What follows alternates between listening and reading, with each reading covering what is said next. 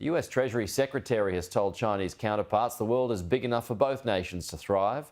Janet Yellen wrapped her 4-day visit to Beijing, which aimed to calm tensions between the two largest economies. Asia correspondent Brent O'Halloran filed this update.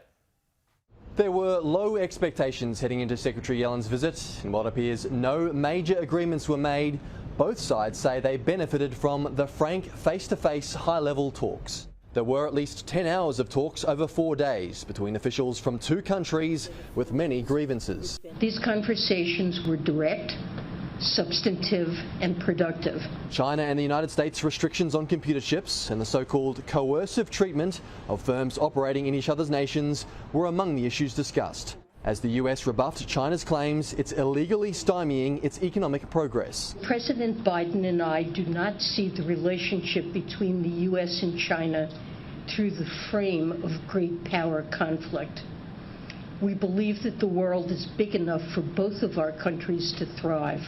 There were positive signs from the Chinese Premier. Li Qiang said US-China ties can see rainbows after a round of wind and rain.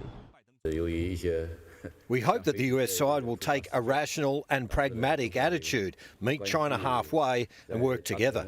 Tit-for-tat tariffs and claims of meddling in domestic affairs have strained relations. Secretary Yellen says the US will continue to call out perceived rights abuses and make targeted actions to protect national security. I communicated that it is essential that Chinese firms avoid providing Russia with material support or assistance with sanctions evasion.